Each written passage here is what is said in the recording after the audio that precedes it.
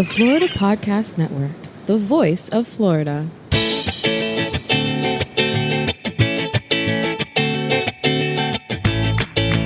This is episode 22 of the Finding Florida podcast on the Florida Podcast Network, Finding Culture in Miami. We hope you're ready for an adventure. Welcome to Finding Florida, the podcast that takes you from country to the coast. Join your tour guides, an unlikely pair, city girl Jemmy and country boy Glenn, as they explore the amazing sights and sounds of the Sunshine State. Last adventure, we took you to Sarasota and the Ringling Museum. If you missed it, go back and take a listen to episodes 20A, B, and C. This adventure, we finally make it to Miami, at which we learned is not Florida's biggest city, but it's up there. And we get a Jai-Lai lesson. Who was better at Jai-Lai, Jemmy or me? Long arms or short legs? Which is it going to be? We gamble a bit, and then a bit more. Luckily, I got to gamble with all of your money. Yeah. That was great. Who ended up with the most left? We'll find that out. We tour Little Haiti, and that was a special request of Jemmy's because her family's from Haiti.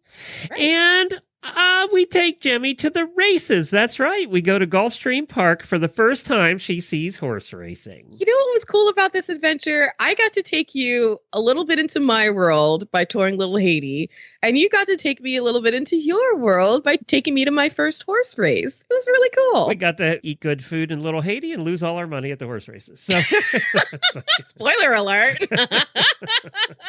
My gosh. And don't forget that the pictures and videos of all of our escapades for this episode are found in our show notes at findingfloridapodcast.com and all on our social media. It's Friday at noon, and this adventure is about to begin. Let's get this show on the road. The pulse, it quickens. Sensations ignite.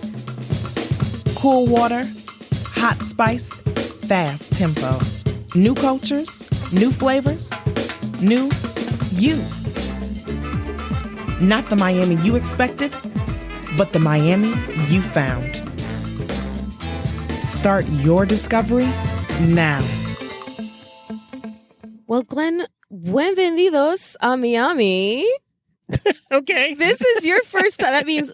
That means welcome to Miami. Oh, okay, good. This is your first time, as far as I understand. No. As far as I understand, this is your first time going to Miami with the intention of being in Miami, like not just jumping on a cruise ship. Yeah, well, I've only ever driven through Miami going, oh my God, I got to get to that cruise ship over there. And I don't know how to get to that cruise. Do you remember when we took the cruise together and drove around and around the port looking for the cruise ship? Oh, yeah, I do. Because they were not marked and we didn't know which ship was ours. Oh, the memories. And similarly, the streets are often not marked, as we've learned. And the garages aren't marked either because it took us forever to find my car. By the way, if you want to hear that episode, you can go back to a previous episode of the Finding Florida podcast. Yeah. It was our cruise episode. Yeah, cruising into Key West. I can't remember the number of it. I can't either. Early. Yeah, look it up. Early on. But oh my gosh, so we've just arrived in Miami, and the journey to get here was full of highways under construction, lots of congestion and traffic. Okay, I'm a country boy. Okay. How do people do this every day? Every day. The traffic is why a nightmare. I quit my corporate 9 to 5 because I can't. I would have lost half my hair by the time. Well, she lost half of it because I was driving, and that always drives her absolutely I told insane. myself, just relax, get in your Zen mode. You're going to get there no matter what. But it's seriously. The roads down here are bananas. I'm used to them. I've lived here my whole life. And apparently my GPS didn't like it either. No, she kept changing her mind. Yeah. But for me, that's not unusual. That's not unusual at all. She's constantly adjusting. For you, I get it. There's not a whole lot of adjustments. I'm all the way in the left lane of 15, and she goes, okay, get off now. There's one option. There's lots of options coming into Miami. But we're just starting. I just don't get how people do it every day. I don't get it either. I would have a heart attack. But we are just starting this mishmash of an adventure into Miami. And I'm excited because Miami's full of all kinds of cultures, most of which you've never been exposed to. The one thing we are doing, though, I have been exposed to, and I'm pretty good at. Please explain, because half our audience is about to turn this off. Do you remember a while back we had a gaming competition? Yes. Geek versus Gamer, I believe. I won. Handily. Yep. Well, you get the opportunity or I get the opportunity for a retry because we are doing a gambling competition. Oh, that's right. The last time I think you and I gambled together was on aforementioned cruise ship. If I remember right, we both won money too. Yeah, we did. We did. So you want to go head to head? Well, this is what it is. We're each going to start off. I love when you have an idea. We're each going to start off with $75. Okay. And I'm assuming this is your $75. Yes, I will do whatever you want. Wait, that sounded weird. What I mean is, I will be happy to gamble it away. So we're going to have a couple of stops. We're playing Jai-Lai after our first stop today, which we'll tell you about in a second. But then I may or may not have also had a Jai-Lai beer on the car down to Miami. That may or may which is not why have she's happened. happy. Hello, David and Butler. didn't backseat drive the whole podcast. way. So we're going to play. We're going to get a Jai-Lai lesson a little bit later here, and it's at a casino. So I thought what we would do is we would each start with $75 today, and then we're going to the horse races tomorrow. Ooh! So tonight Which has been a long promised ambition and goal of yours. You have a lot of things on a checklist. Get me into a helicopter. A lot of other things. One of the things was get me to a horse race. So here finally. Tomorrow we're going to be at the horse races. So today we're going to go to the casino and we're going to give ourselves a certain amount of time. And then we're going to leave. That whatever money we have, we're going to leave. Like, is this the routine of someone with an issue? Do you have a problem? Oh, you need to I confess could be. to? I could be an addictive gambler. There's no question about that. But no! I know Is that this about another myself. responsibility I have to shoulder to Yes. keep you out of the casino for too long? Oh, my Lord. wife text what you? What did I sign up for when I gave your co-host? So that's why I'm giving you half the money. I see. Okay. So we're going to start out with our $75 tonight at the casino, and then whatever you have left, you get to bet on the horse races tomorrow. Ooh. Beginner's luck. You've never been to one. I've never been to one. I've guessed on a few. You've had me guess on the derbies before, a couple of them, and I think I've done fairly well. So hopefully I do the best job ever, and I blow it out the water. And I it's a big day at Gulfstream Park tomorrow because they are doing some of their stakes races, which means there's some $1 million races tomorrow. Oh, wait a minit. This sounds fancy pants. I don't have to dress like a lady. You have to wear one of those big and hats with the feathers. Oh, dear God.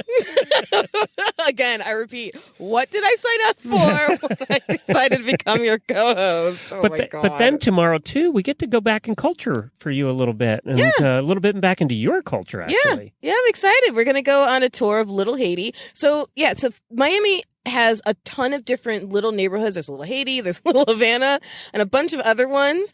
And we're going to get to learn a little bit about all of them. But the one we're going to dive into the most on this initial first trip into Miami, first of many, we hope, is Little Haiti. And so my family comes from Haiti. I was born in North Carolina, but my mom and dad were both born on that island country and moved to New York back in early 70s, right? And then they had my brother in Minnesota, and then they moved to North Carolina, had me, and then we have been in Florida since I was 3, but our roots are very, very Haitian, and You've just been excited to Haiti one or two times? Oh, more than that, yeah. like 6 or 7, 8 times. But I haven't been since I was 15, which is a long time ago at this point. But we're starting off right now. A matter of fact, as we're recording, we're in Little Havana. So Little Havana obviously is what it says, right? Yeah, it is. And we have some podcast family ties to the place that we're going to end up checking out in Little Havana. And it is because we're going to a restaurant that is owned by our friend Neil Guillarte's brother. His name is John. Yeah. I think he's little brother. We'll find out. We'll find out. I believe the name of the restaurant is EDUKOS. We're going to get the exact pronunciation here right now. It's EDUKOS Beer House, which is right up your alley. So definitely. I don't talk about a drink more than I talk about the Maria Luisa, which is from here, and they build their menu off of family recipes. This is a family. I mean, everything about this restaurant, even I believe some of the materials from the restaurant were pulled from the grandmother's house or something crazy like that. I got to ask him about it. But the drink, the Maria Luisa, is named after a family member. Want to find out the details on that too.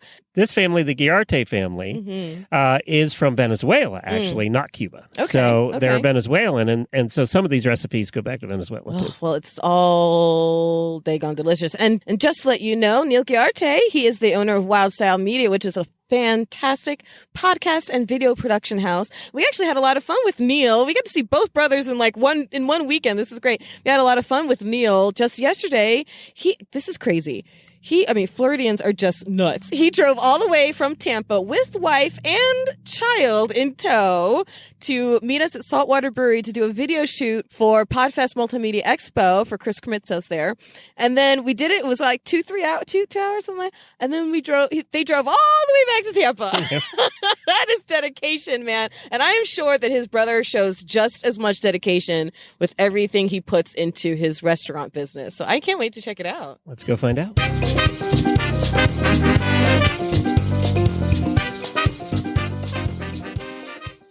What we did is we introduced the Biggie Empanada, and because we took something that people really love. We did a lot of great food in the past, but what you find is that people want things that are very familiar. And so what we did is we kind of brought this thing to Little Havana, which is like, how do we get people to Little Havana? And so we had to do big things. So we went to a big empanada, which is like my mom's empanada. But what we did is that we put buffalo chicken, plantains, and cheese inside. So it's called Empanada Gringo. So it's like the perfect example of what our story is, our brand, which is being Venezuelan, growing up eating it, and then being American, and how that clashes. What's your mom's name? Gladys. Gladys? This place is based on mom's recipes. Gladys. This is Amazing. my mom's house, turned into a place that hopefully other people can enjoy. And just like mom, she always says, sit down, shut up, eat. and then usually it works out. So we like that. These are really unique things, but you're going to see there's a lot of cool mediums. We're going to take out these fries, which is just traditional. What we want, like I had yuca fries and people are like, oh, that's great, but what do people want? Regular fries. And you're right down the street from the ballpark. You have to have regular fries. Yeah, exactly. Usually a chef's here about 4:30, but we're getting a little, owner love. Owner love. I like that. Special treatment. Yeah. We happen to know the owner's brother really well. Too, so. Oh, here we go. I got to try a plain first. All right. It is Hold hot. on. Oh, that's really good. You gotta Okay. try the food. If you try the food, then I want to, but it's going to be too. I'm literally going Do to it. burn my mouth. Sometimes it's good. Well, we're sitting here with John, and we told you where we were going to be a little bit earlier on our way in. And how do we say it? Is it EDUKOS? Yeah, perfect. EDUKOS. I'm not known for saying names correctly. Not at all. You're Or Latin now remembering 'cause them. You hang out with my brother, That's no. So tell us, how long ago did you open the restaurant here in Little Havana? We bought it in January 2017, and we opened it in May, a little late because we had the sidewalk problems. So we talk a lot about, we're entrepreneurs. We've been entrepreneurs for years. We hate working for other people. And, Venezuelans are kind of known to have the entrepreneur spirit. And you did. You came in at one of the worst times and opened this restaurant here in Little Havana. There was construction when we were here the last time. You had just opened. You've had some challenges. Yeah. Way to bring back bad No, but, memories there, Glenn. Entrepreneurs surround themselves with other entrepreneurs. And so, there's entrepreneurs that have incredible resources and there's entrepreneurs that got to grind through it. So in regards to the Venezuelan aspect, you're you're more a grinder. A lot of people have to grind. There's not a lot of resources out there. So you're kind of used to it. I was comfortable saying that only because you're here 2 years now and you made past the 1 year mark, whereas most restaurants go out. Yes, it's hard to enjoy those things when you're going through them so much, but yes, it's very.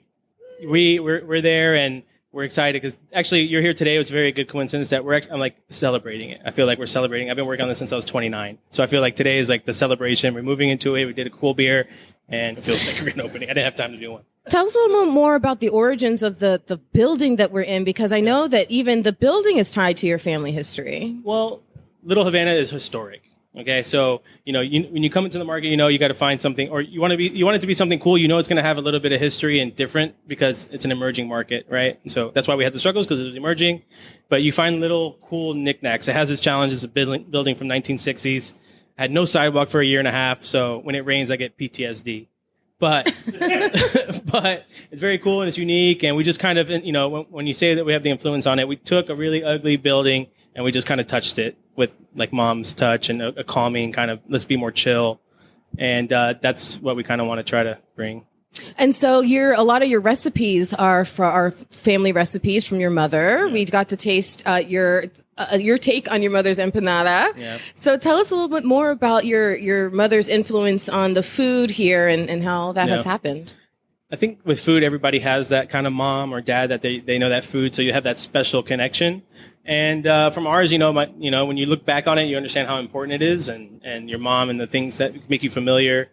And because it's so different from when you walk outside. Like, when you're not in Miami, you grew up anywhere else except for Miami, you're Hispanic inside, and then you go outside and you're American. So, it becomes a little bit more distinct, like it feels like home because it's different than what you see on the other side. And so the idea was to kind of be like, okay, I want to make something that's mine. How do I make it mine? And how come there's not a beer bar with an arepas or this kind of Latin flair? Mm-hmm. So, that's what we tried to do. Yeah, so you came into the community with your own sense of history, and now you're infusing yourself into the community and making connections and building partnerships. And how has it been like to make those connections in the last couple of years? Honestly, it takes 2 years to find really cool people that you enjoy, like the idea of what they're doing, and to give you opportunities, because that's really what it's about. Like it's a mutual respect. So that's hard to find, right? Like good friends. Yeah. So, you want it to happen faster, but Miami's a beast. So you're motioning towards these fine folks that are joining us today. How are you speaking of specifically that you've partnered with here? This is Dan and Danielle from Yeasty Brews. They are artisanal craft brewery from Lauderhill. They're really well known for Banana Slinger, which is the mayor's favorite beer, actually. And that's a little bit of the coolness of it. You guys, they met each other here downstairs, and from here they started their business. And so from here, the mayor came and he did it, and that kind of strengthened our relationship in regards to be like, hey, we take care of each other. Yeah. So you two picked the 2 hardest industries to break in, where you have to work 1,000 hours a week to get to that point, but you did it, and you're here. Yeah. And you know what? You'll still work 1,000 hours a week, but you'll feel like you've crossed the hump.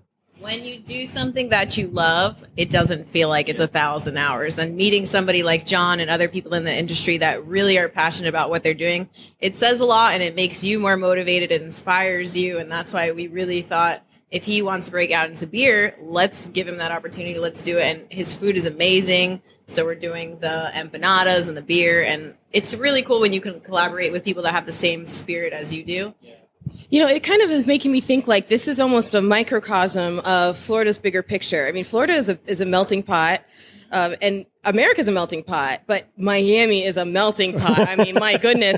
And it's all about different cultures and communities coming together and building new, innovative, fun things, and like squeezing mashing all the pieces together and seeing what comes out of it. And that sounds like what you guys are doing. I mean, Venezuela meets Jewish culture, meets food, meets beer. So what has been some of the most fun, whether it was an actual beer or food or just a moment, what has been something that's been the most fun that's happened since you guys have started working together? Honestly, I feel like the biggest thing that was fun was doing this beer collab. So it's a Belgian triple. It is a 10% beer, so it's a little stronger. We're doing Jai-Lai next. This ought to be fun. I'm still aiming for you, so either way. Yeah, be careful. You only need a little bit. But what's nice about this is different. It almost, we're in pumpkin season right now, yeah? Well, this is not a pumpkin beer, but it'll knock your sauce off just the same. So we brew with star fruit that John grew in his backyard. We're really big into fresh local ingredients. It really makes a difference in the taste and the feel, how you feel after you drink it too. Very, very smooth. I love this. What I think is cool is you have these layers of like, everybody's like, oh, you have to be a chef. But you don't have to be a chef, because if you just cook things people love, then you get to that level. It's the same thing. So when you can just be home cooking, people love it more. I used to be not home cooking. Now I'm home cooking, and it's the only way we grow. They brew that same style of like home brewing in a sense on a professional level. And I think that's different. It takes confidence. It takes confidence, a lot of curiosity, and a lot of passion. And side note, that's the kind of content that we have on the Florida Beer Podcast, also found on the Florida Podcast Network. And I think you should definitely be at a future Yeasty guest. Brews. I'm gonna reach out to Dave, because I think he's the exact kind of mind that he loves to have. You're the exact kind of mind that he loves to have on the show. You love beer. You could write a history beer nerds book over yourself, here. it sounds like. Beer nerd alert. Let's do a quick toast. Let's do a quick toast. Thank you. Cheers, everybody. Adventure.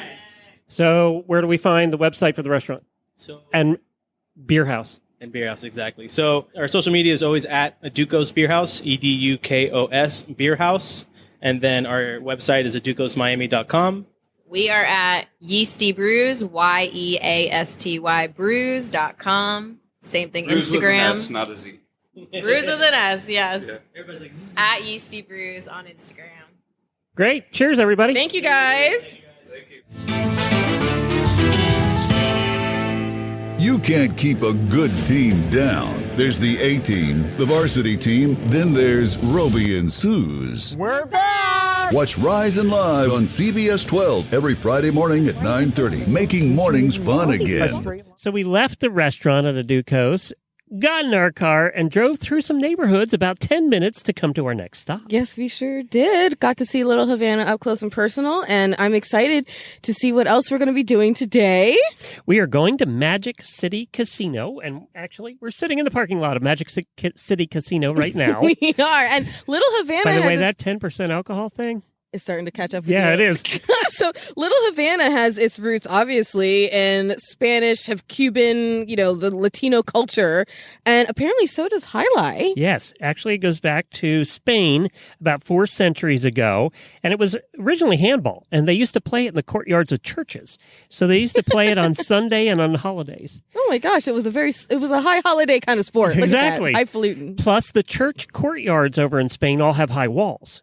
So that's why they did it with the courtyards, because the ball bounces off the walls, just Gotcha. like it does in highlight today. Yeah, like in racquetball. Like in racquetball, exactly. Now, the problem was the ball's really hard. And by the way, you're about to witness, maybe if they let us try, the fastest, most dangerous sport in the world. Because the ball goes like 180. Well, yeah, when we throw it, it goes Ridiculous. 10 miles an hour. Well, But yeah, when they throw it, it when goes the 188. professionals do it, it's a different situation.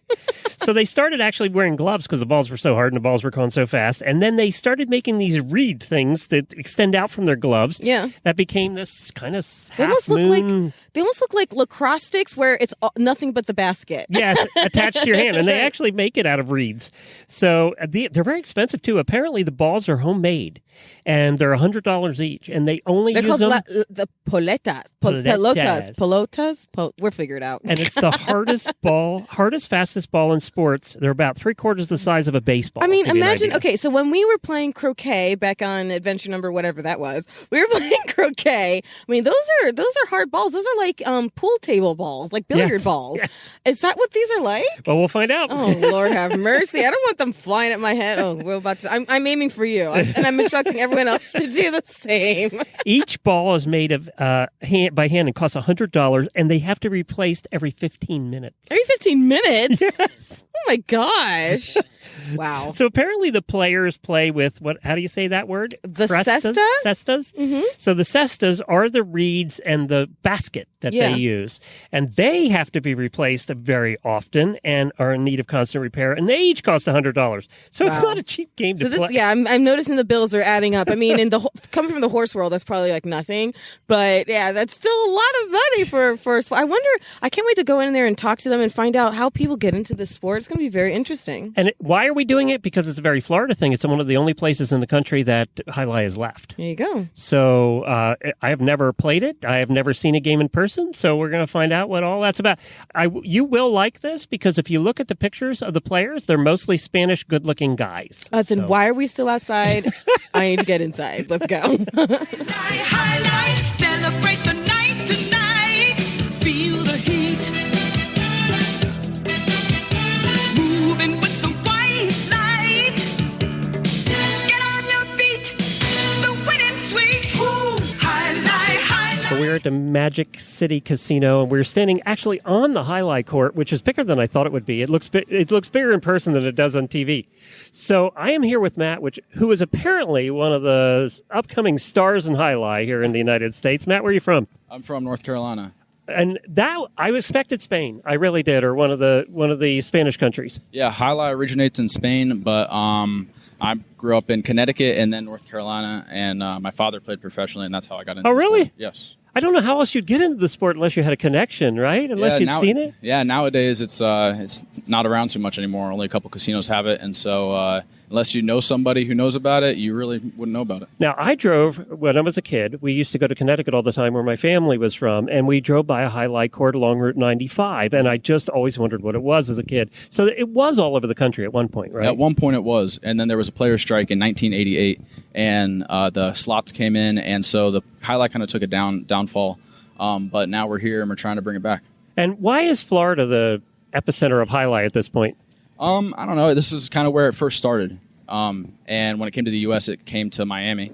And I believe because of the 30s. Spanish influence, you think? Yes, and I believe it came in the 30s, and then it moved on to Rhode Island, Connecticut, Las Vegas, and so I don't know. The last couple just stayed in Florida. Has it always been a gambling sport? It has, even from when it originated. I think so. Yeah, I believe so. Yes. Oh, that's cool. Yeah. So, where do you go to take lessons? I mean, you're in high school.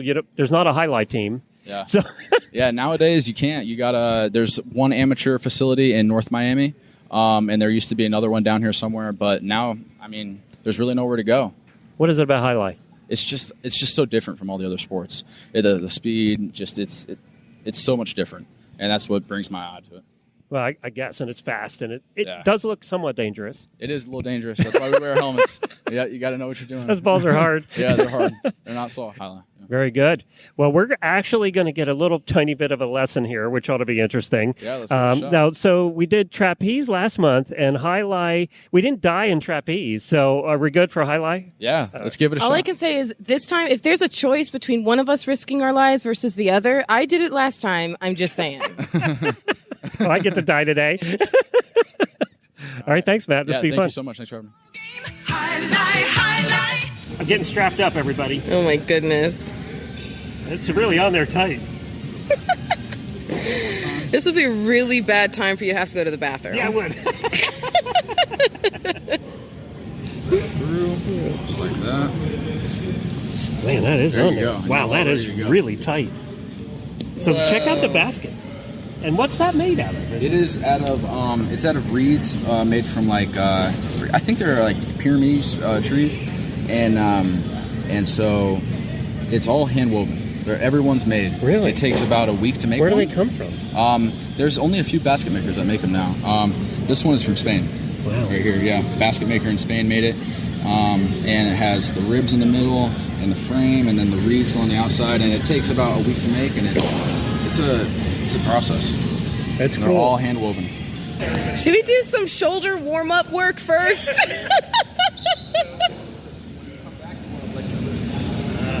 Exact opposite.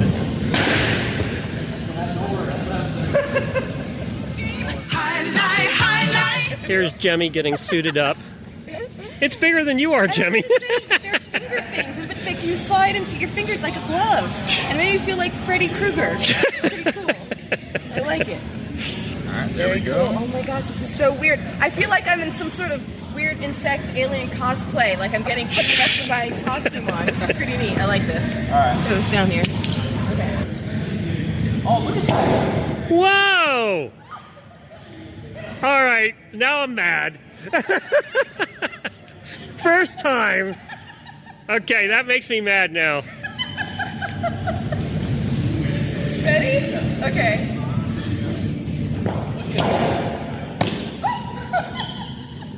Okay, I am impressed. That was absolutely straight. That was great. Yeah. I've never seen somebody throw that straight.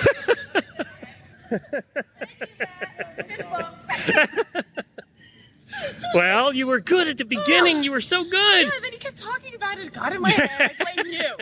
I blame you. Oh, please. Get on your feet, the winning sweet. So everybody, we're about to start our big gambling competition for the weekend. We are at Magic City Casino. We just played Jai-Lai, which I'll tell you about some other time. One of us was definitely much more of a natural than the other. So now we each have $60, and we're in the slots room. How long are we going to give ourselves? 20 minutes. 20 minutes. All right. So it is now 6 o'clock on the button. 6:20. We're going to meet back here at this door. Okay. Okay. Yes. And we're going to see who has more money left of their $60. Okay. You guys place your bets right now.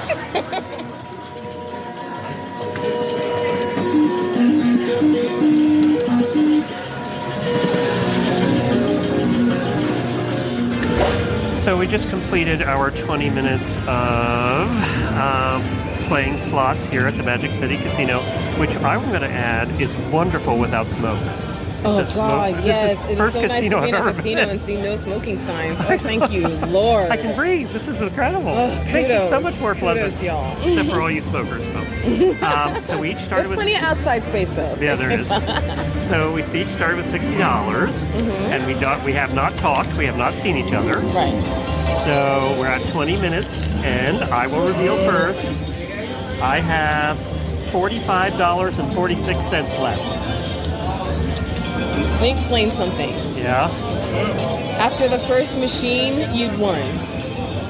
I didn't matter what you really had came back with. I knew it was going to be more because the first machine ate my $20 bill. Just ate it? Just ate it. Didn't play or nothing? Nope, not a damn thing. It just looked at me and I looked at it. And I got up and I took the other two 20s and I walked over to the cashier and I said, food? No, I said, ma'am, I just lost a $20 bill in the machine. Can you please break these last two $20 bills up so I don't lose another $20 bill? So she did. Yeah, she did. And she broke them up into 5s and 1s. So, at which I then proceeded to lose almost all of them. So I left with my remaining one. I have $16. Well, it looks like I'm going to eat better than you tonight. Dang, nabbit. All right, round one of gambling. Wait. You have how much? 45? $45 left. Oh, okay. I can't even say with the 20 I would have No. fared better. Man. Wah, wah. Yeah, look at that. 45. Now, I'm going to be honest. Yeah. I was down to $20. I had 50 cents left on this machine, and I won the jackpot for $25. You know what? And I noticed you immediately thereafter cashed I it out. did. I walked over here immediately thereafter. Round one of gambling is Glenn. Oh, Round man. 2 is tomorrow at the racetrack. Horse races. Please, beginner's luck. Please.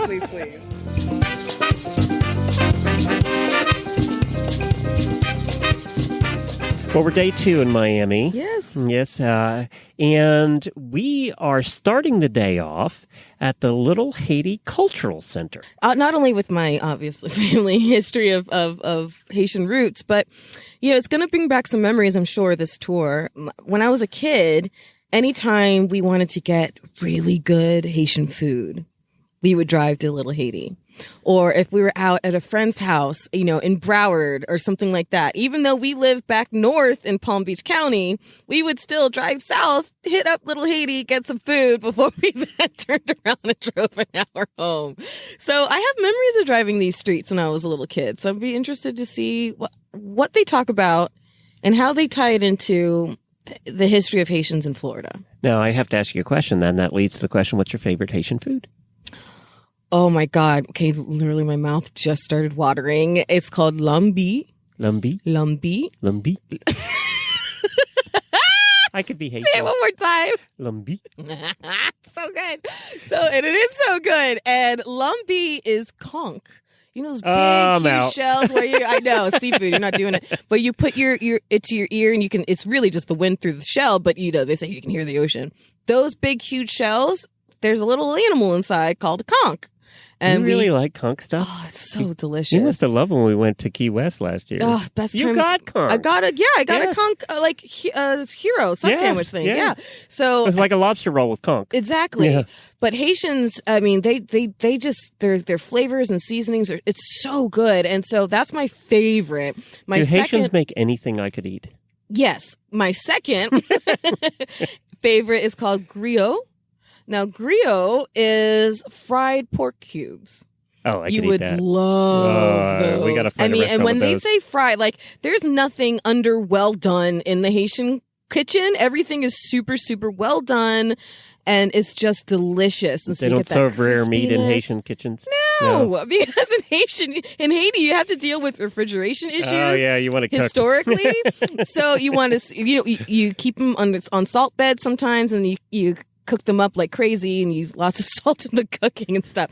But so everything comes from those traditions, and there are a lot of restaurants in Miami and throughout South Florida now that are really building into Haitian cuisine, but American style. And it's just good things are starting to happen. So we're interested to see what's going on at the Haitian Cultural Center. Sounds good. We're in Little Haiti, Miami, and then we're heading to South Beach. Which is what you're looking forward to the most. Bikinis and boobies. No, not at all, dear. That's for my wife, Jennifer. Let's go.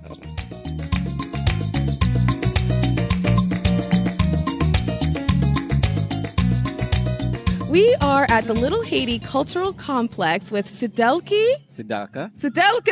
I'm going to get it right by the end of the tour, I promise.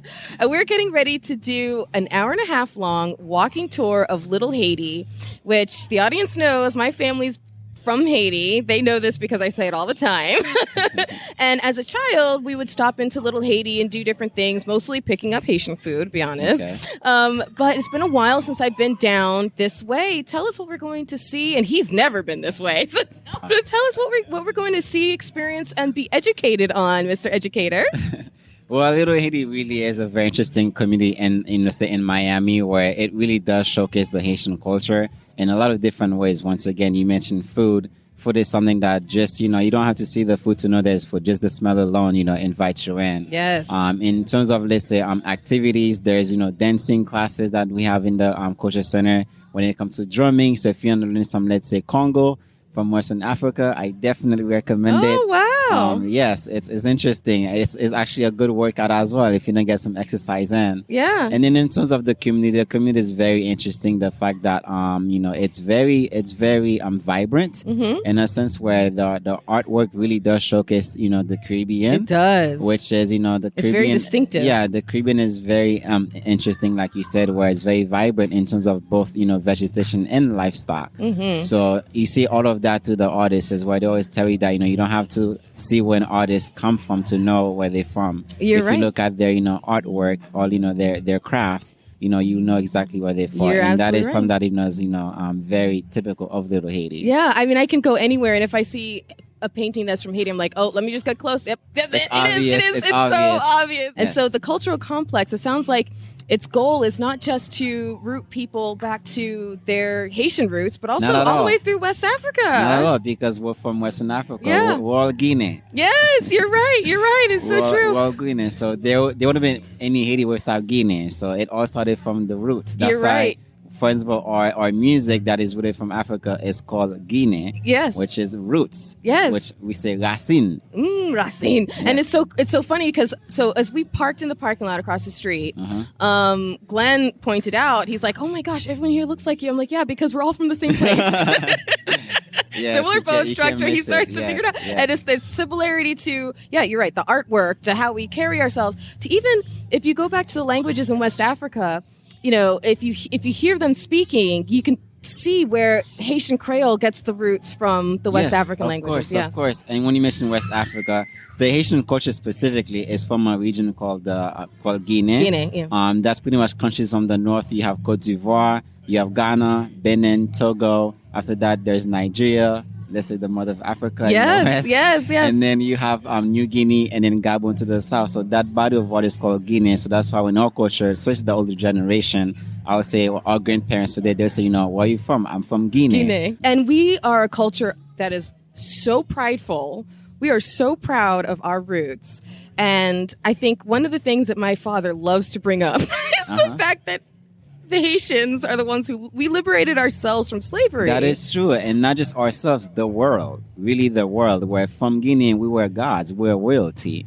Everybody were on the same term. There is no color. There's no, let's say male or female. Everybody plays the same role.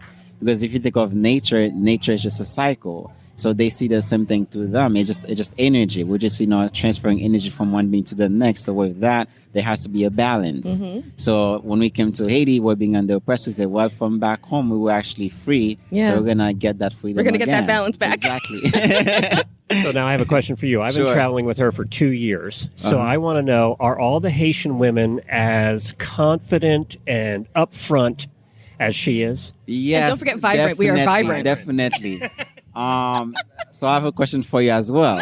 To answer your question, have you seen the Black Panther movie? Yes. So when it comes to like several times I travel with her. Okay. So that movie took a lot of reference from Guinea itself, where those women may have been from the Dahomey Kingdom specifically, but generally that region is meant to have powerful women and powerful men. So when it comes to, let's say, slavery in the, let's say, I would say stuff from the 15th, 16th century, it was not a mistake that, the European went to that region itself because they know that they had powerful men and women that will actually, be able to harvest the land. Well, Because they it need has become very clear to me who's in charge of the household in a Haitian household. Oh, yes. It's not the guy. No. Don't you ever forget it. That's right. No, the See women my are in future husband charge. start taking notes. The right woman now. always knows best, especially in our culture. So what else are we going to see on this walking tour? I'm so curious and you're excited. going to see some of, let's say, the leaders of the community when it comes to both past and present. You're going to see some aspect of our, let's say, revolution. We're going to be seeing some murals. Once again, we're going to be seeing one of the biggest, I would say, social space that we have in Miami, which is the plaza here at the Culture Center.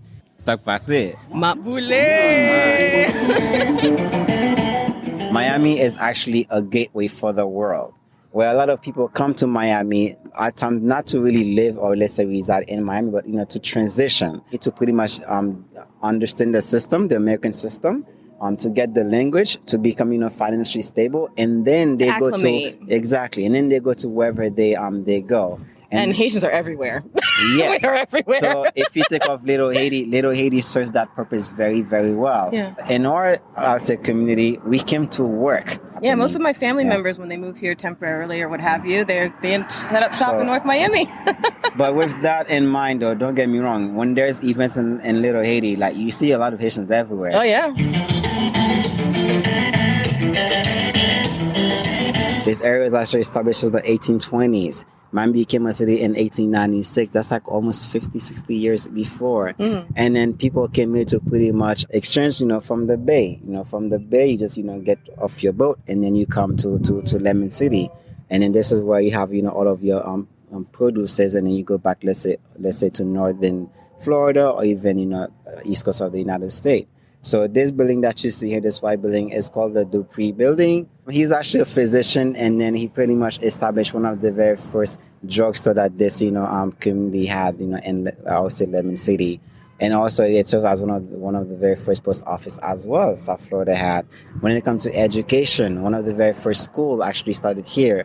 It was actually called Miami-Dade Agricultural High School. And in the head of that agricultural high school is a person called James Neville MacArthur. It was a family. They owned a lot of farms back in Mississippi, and they wanted to start like their own production of milk company. I was gonna say MacArthur Farms. Yes, MacArthur Milk is right. MacArthur Dairy is right here down the street. Little Haiti really is Haiti away from Haiti. Yeah. Even though the name was around since back then, it was not until like 2016 where the city officially voted as Little Haiti. And even then, people are still saying Lemon City. So really, yes, the politic of that. How recently? What year? 2016, like 2016. Are you serious? I've never known this as yeah. anything but Little Haiti. That is so the interesting. name has been around, like I said, but it was not recognized. That is so interesting. It was not recognized until just recently. Slavery existed in Haiti for at least 212 years. We call it, I'm saying the French call it the Pearl of the Antilles, but it was so harsh that people of Guinea call it the Pain of the Antilles. And then it took them 17 years from 1791 to 1803, not 1804, 1803 to win the war. And even after that, in order for the French to recognize the independence, Haiti had to pay 150 million francs back to the French. So Haiti at the time had two official rulers. You had Henri Christophe in the north, and you have Alexandre Pétion in the south. So when it comes to, let's say, leadership, we had them all. We have dictatorship, we have president, we have kings, we have everything that you can think of. So before the French, started their own revolution against the monarchies that, the country had in 1777, they had a lot of different, I would say, kingdoms. So in order to unify the kingdoms, they say, we're going to adopt the red, white, and blue as the color for all the entire country. So no kingdom pretty much sees themselves superior to the other one. So they chose those colors because that was the color of Paris. Red, white, and blue represent the color of Paris, so that she adopted that. So when we revolted, we said, well, we're going to actually take the white and take it away. And then we're going to take the white away? Yes, because the white represents oppression. So that was a decision that was made by Jean-Jacques Dessalines. Yes, I get it. President. No, you white, come back over here. That was their decision. We're going to take the white out because it's like represent oppression of the people that's, oppressing us. Okay. So it says liberté ou la mort. which says, liberty or death, because they're fighting for freedom. Well, it's very interesting to hear the history of Haiti as told through the flags. I've never heard that before. I've never known any of that before. So in 2010, Haiti had a very devastating earthquake. Now, if you think of devastation, it was not in terms of magnitude, but of the death toll that happens. The fact that the devastation was total. And when it comes to earthquake, it's not a common thing. The last earthquake that we had was like at least 82 years prior to the one in 2010. So that means unless you're like 90-something years old, or maybe even 100, you wouldn't know there's actually earthquake in Haiti. So to us, it was something that we didn't really know. It was like, what is this? So, and the devastation that from the earthquake, I mean, it was a loss of life, but it was also, it affected our mentality. Like, correct. It was difficult because everybody lost somebody. Yes. It was so universal. Everybody lost somebody. And then the symbolism of losing the presidential palace was also. Yes. It was and hit the hearts. And if you think like, the psyche as well, like a lot of us, the Haitians, they don't believe in, let's say, like therapeutic, like oh healing. God, no. There's no such thing as mental disease, mental issues. No, it doesn't exist. And then after the earthquake, a lot of people, became mentally ill. Of course. Because they just couldn't, the trauma was so much. Imagine like you see your own family. Yeah, you see your family just, die right in front of you. You're not going to be the same person, People missing, and exactly. Or if you're running out there trying to help and dig people out, I mean, it's just. And there is no infrastructure that was in place to help or to at least ease the person's pain. So a lot of people kind of lose their mind, honestly. They never became the same. So you were saying that a lot of the art that's in the area where we're at right now is meant to honor what happened in the tragedy and kind of speak to that spirit. Yeah, so it was pretty much, if you think of it, it's life. And then so to represent life, they use living organism, which is actually plants. Where, although life was lost, there's still hope and life can grow. And that's what you're actually seeing here. Something my father always says a lot. He's like, Haiti is a country of contrast. Yes. Because we have the history of all this oppression, but it's like the happiest place on earth.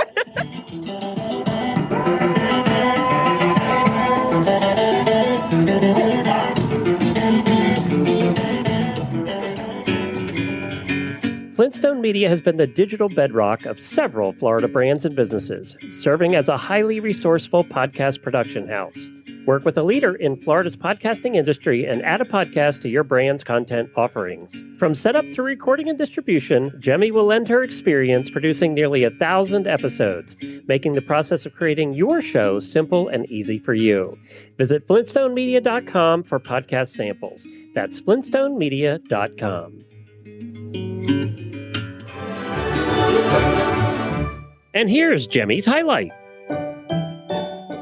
So no trip to Miami is complete without stopping at my brother's place in South Beach. So say hello, Gerard. Hello, Gerard. You're such a dork. Some things never change. So this is my older brother. Older, but sometimes he would say more fabulous, but then we argue. Technically, I'm not a dork. I'm a nerd. It's different. Totally different. So you've been living in South Beach, Miami for how long now? 18 years. 18 years, and you've lived and worked down here, and you worked downtown Miami, correct? For a little while. That is correct. That is correct. So why do you love Miami? And despite all my tries and attempts to get you to move further north to be with the rest of the family, you continue to refuse to leave. Well, I love living in a paradise, and it's exactly 1 hour, 15 minutes, and 22 seconds away from my family, which is the perfect amount of space. After traveling with your sister, I agree. Hey, that is not the purpose of this conversation. Okay, so now you and I grew up in South Florida. We've been here since I was 3. You were 6 or 7, something like that. So we have had a long history of visiting Miami to either see friends or family or fly out of an international airport or what have you. But when you had a chance to move somewhere and establish a life and a career, why did you choose Miami? Well, I went to school at a couple of cold places, namely Boston, New York. Loved living in New York. Harvard, Columbia Law School. Yeah. He's smart. And while I was at Columbia, I did a semester abroad in Europe in Amsterdam. So I had lived in a bunch of cold places. And I was like, okay, forget this. I just want to live somewhere warm. And I just love the diversity of culture here. I love the music. I love the people. I love the fact that there are tourists all the time from all over the world. It's the best of everything. And there's the food and the nightlife, the music, everything. Okay, wait a minute. I get to talk next. So it had nothing to do with the lack of clothing on the girls on the beach? No, that was the tourists he was speaking of. He was speaking of the tourists who come in, wearing next to nothing. He can have fun when they get out. Yeah, that'd be a yes. That is a factor. Okay, so let's talk about, because we're going to be exploring some of the diversity in Miami. What have you had a chance to explore and get to know, and what have you enjoyed? Well, obviously, when you're Haitian, our family, we went to Little Haiti more than once just to get some good food. More times than I can count. I've also been to Little Havana for Calle and things like that. I don't know if you remember all that, but our parents used to take us there. But I feel like living in South Beach, a lot of it just comes to you. I don't feel like I have to travel to a lot of other places, which is probably a mistake because I should do a better job of going out to Hialeah and these other spots. But it's just, there's so much diversity here. You've got Brazilians, Puerto Ricans, Cubans, Europeans, and a lot of people from the Caribbean all over the place. And so, and they're always here. And between your professional and your social career, you've seen people travel in and out of Florida for all kinds of reasons. What have you seen has been have you seen any kind of themes? Like, why do people seem to want to keep coming here and visiting or moving here, what have you? Well, I don't think it's because Miami is like this bustling economic center. I think it's because they want to have fun and they want to come on vacation and have a good time. Now, Miami's been building itself as more of an economic powerhouse, especially with the development of downtown. I used to work downtown, and over the time that I've lived here, it's taken it's changed dramatically the amount of development there, et cetera.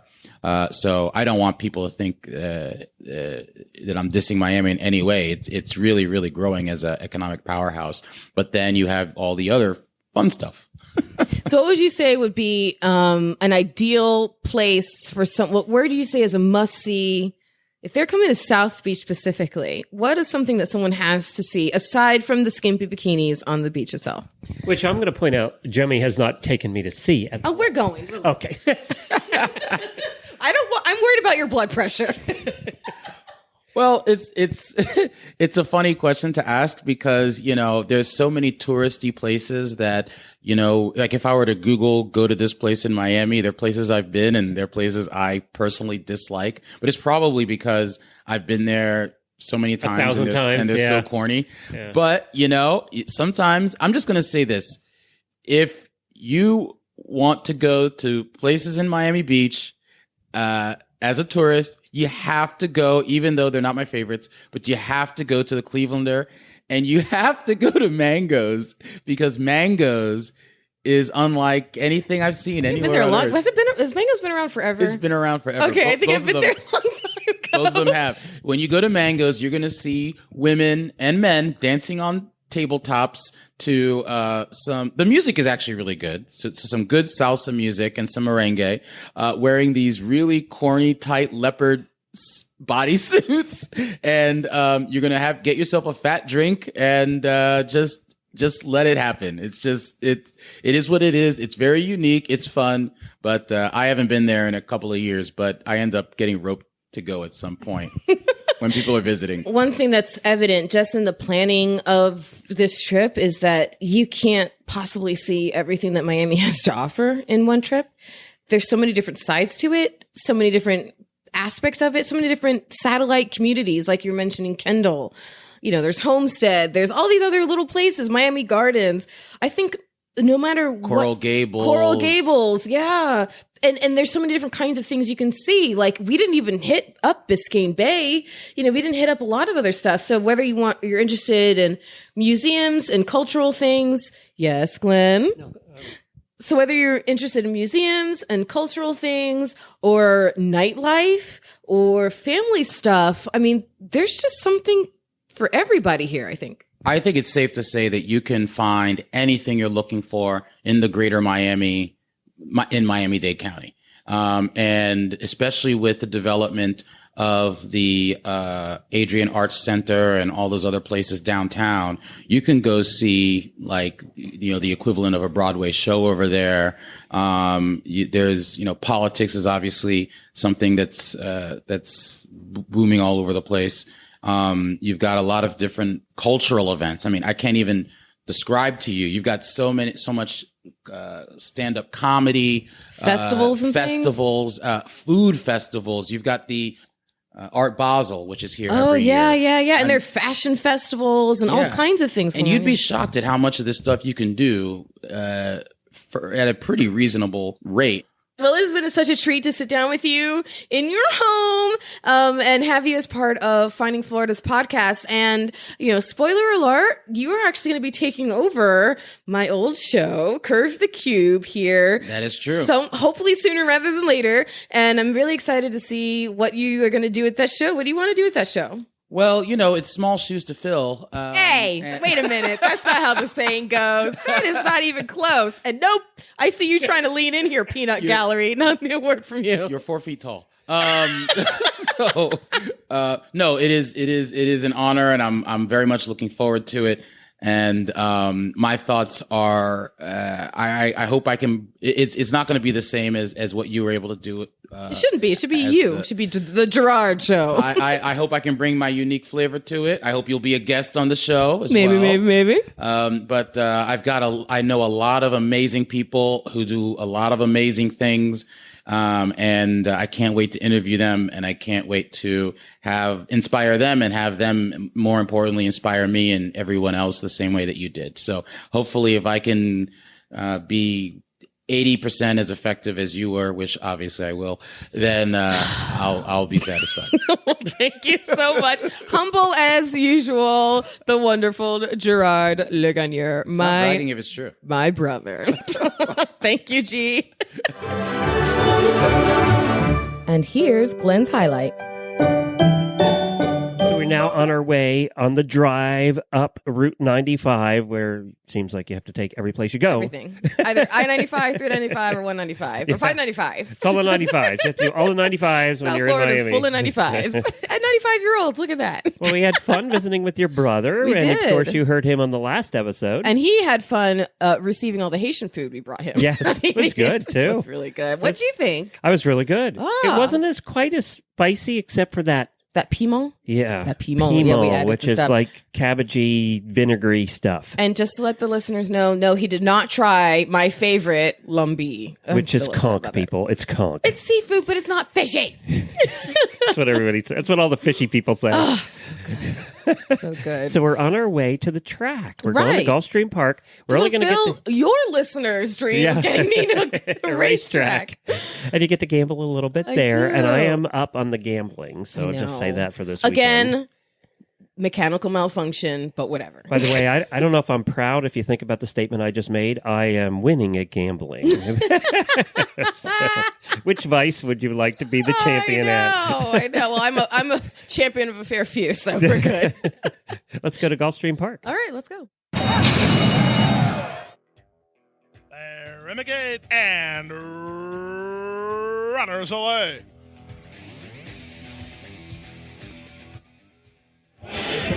Okay, Jemmy, so we're here at the Gulfstream Park. We just arrived not too long ago. We got here right before a race was about to start. Mm-hmm. You got to see them loaded in the loading gates. I did. And you got to see one having a little trouble being loaded Well, in the I got to loading see gates. them dance in circles for like 10 minutes and then get loaded into loading gates. It's a little dangerous, the loading gate thing. Did you see the horse kicking out at the handlers? Yeah, he was not wanting to go in at all.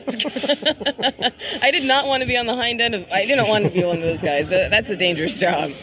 So now we're actually betting on your first horse I race. know. And you went with my method of picking by name Picking instead by of name, science. well, picking by name and also birthplace. Florida You bred, you informed me that each state next to the name is where they were bred and where they were born. So we looked at the Florida horses, of which in this race there are 4.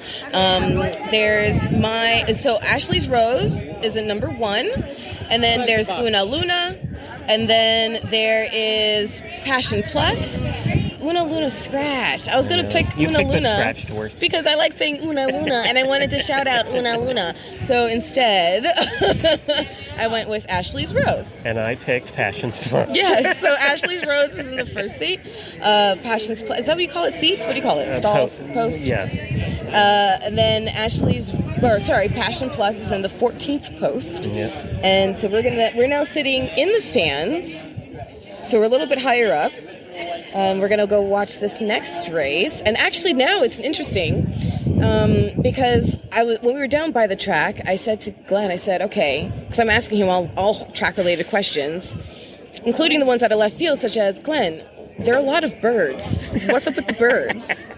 And he's like, duh, they're here because of the lake. And I'm like, oh, there's a lake?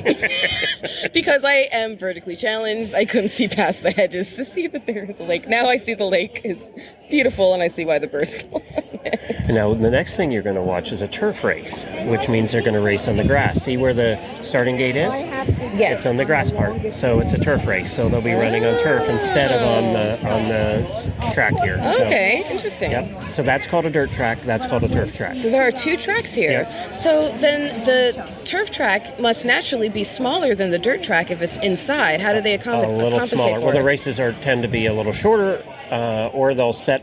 See, they can move the gate to be wherever they want it to be to make the race any length. Gotcha. So once they get going, they can then move the gate further down. Correct. As the finish line. Interesting. Yes. So now we are Learning so minutes much to post is 0, which means, by the way, when it says minutes to post and it says 0, that actually means like another 10 freaking minutes. Because they have to dance in circles. Dance in circles. That's right. Before they get loaded into their post. I'm learning all the lingo.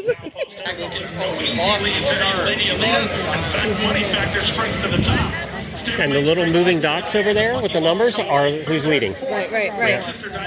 I know this from watching on TV. All those times I promised I was watching Derby. Horse Radio Network. Passion Plus is like in 6th place right now. I don't see number 1 on the board. But that doesn't mean he's not going to catch up. Second last is Kenty, and the trailer is Ashley's Rose. Yeah, I have a feeling this is going pretty much like yesterday at Magic City Casino is going. There's still a chance. I'm off the board. There's still a chance. By the first turn. Number 14 is still in the middle of the pack, and yours is still not off even on the board at the first turn. I wonder if he's the one way in the back over there. This is pretty with the city in the background at Gulfstream. Yeah. The whole city's right in the background of this track. It is beautiful. Beautiful skyline. Okay, number 14 is still back there. And I don't see it. Oh, Ashley's Rose is last. Aw, poor Ashley's Rose. All right, now it's really start to bunch up a bit. So here we come around the backstretch, coming into the Passions Plus. Yeah, and now you can see them. Here they come. Una Luna. I mean, Ashley's Rose. I don't even know Come on. Somebody's coming up. Yay! Number 15. And number 14 was 5th, and number 1 was second to last. Aw, hey, that's still not the biggest loser. And that's how you lose your money at racing. Well, so many things were taken care of today. Number 1, I got to check the box for all the HRN listeners that I saw not just one, but several horse races. Very, very cool. Number 2, I got to check off the box of just, dang it, how could I have lived in South Florida for so long and not been to a track of some sort? This is ridiculous. And number 3, most important of all, we rebalanced the scales and now we're both losers. Yay! Yeah, we didn't pick the horses so well. No, No. I mean, the last race you did a pretty good job. You did, but we didn't get any winning tickets. Dang it. It's like playing the lottery and you're like one off on everything. You're so well, Jemmy likes to collect souvenirs, so you have a lot of losing tickets now for your Yay, losing racetrack tickets, losing lottery tickets. I got them all. But this was a lot of fun. As you heard me tell you earlier, I was just surprised by a lot of different things. I think going to the racetrack, it's again another one of those experiences that you can have in Florida that we as Floridians are so guilty, at least me personally, of not taking advantage of enough. Like I said, I've never really been to racetracks and been around racetrack loving people. So I can't be the only one who's been missing out on this whole time. It's a lot of fun. I actually kind of think your dad would like you and your dad would have fun together. A lot of fun. I agree. It's nice and cash. Yeah. It's chill. You can go have some drinks. You can bring the whole family, and you can spend what you want to spend. You can literally walk in for free and spend nothing, or just have a really great time. And Gulfstream has a huge shopping complex attached to it too, which is unusual. That you don't usually see that. Racetracks are usually standalone, but they have a casino too. We didn't go in there because we had lost enough money by that point. We did. But yeah, it was a great time. I had a lot of fun. I'm so glad I got to finally check horse racing off my list. Thank you, Gulfstream. Time to unpack. So much losing. So much good food. So some winning. I think I officially won Jai-Lai. Yes, you won Jai-Lai. I think I won the gambling part. You looked so definitely pitiful when you came back with no money. I was so mad. I still have not gotten over the fact that first damn machine stole $20. Do I have to say $20? I was so mad, but I'll get over it eventually. And I got to go to Haiti and back and never had to go on a plane. It was nice. I know, or a boat. You're good. Didn't have to cross any bridges. You're good. Yeah. You're good. Yeah. You would not, you're terrified of bridges and you would not want to see what the bridges are like. Oh, no. You would run away so fast. It's not even funny. But yeah, what a fun time. And I also loved that we got to catch up again with my brother. And not only that, bring him treats of food. I mean, what better gift for your brother than food? Haitian so I was so food. Excited. Oh man, I was so excited. Food of your people. I know. And one of these days, Glenn, mark my words, you heard it here. I'm going to get you to try lambi one of these days. No. I'm not eating conch. Sorry, I'm not doing it. So thank you so much to everybody who helped us put this adventure together, from the Miami Visitors Bureau and the Visit Little Haiti folks, and the family behind EDUKOS, and everyone over at Magic City. I mean, and Gulfstream. Thank you to everybody who just really helped us have such a fantastic time on this trip. And actually, side note, Sadelka, who you heard, he was our tour guide at Little Haiti. He actually came on as a storyteller for me in, I believe, the second episode of People of Florida. He retells the story of MacArthur's and the milk and the influence on Miami and its economy. So it's really interesting. But yeah, so thank you so much to everybody who helped us put this adventure together. It just was an amazing, amazing time. Well, that's it, everybody. We'll be back for another adventure very soon in another part of the state. You can find all of the episodes on findingfloridapodcast.com. You can see all of the pictures. It was so much fun, and you get to see what we talked about, and you get to see a picture of Jemmy with her arm extension and Jai-Lai with a great big basket attached to her hand. It is weird having that thing attached to your hand because you can't take it off. It's I do have to file a formal complaint about this episode, though. Oh, boy. And I have a feeling I'm involved. Yes, you are, because you did not let me go to South Beach and see bikinis. Hey, I'm telling you, whether it's keeping you out of emergency rooms or keeping you out of salacious places, I'm under strict instructions from your wife. We were blocks from there at your brother's house. That's right, and I was under instructed to I didn't keep see you one that bikini. far. We have to go back to Miami. That's it. We also Well, if you are a Florida resident out on your own adventure, you can see all the bikinis you want and always reach out and tell us about them as a roaming reporter. You can find out about our roaming reporter program and become one by just emailing me, Jemmy, Jaime, at FloridaPodcastNetwork.com. And you can find and take lots of pictures for me and send them to Glenn at HorseRadioNetwork.com. And while you're on your adventures or sitting home thinking about your adventures, you're coming up with some great ideas. We want to hear your ideas. As a matter of fact, if you want us to come to your town, if you have a great idea in your town, drop us an email. And you can find us at the normal places that podcasts are found, including FloridaPodcastNetwork.com. That's right. We're on iTunes and all your podcast catchers. Connect with us on social media. You can find us at Find FL Podcast. You can join the group of Florida Podcast Network superfans on Facebook by looking up FPN Insiders. We look forward to interacting with you all over the interwebs. But for now, here's to your next Florida adventure.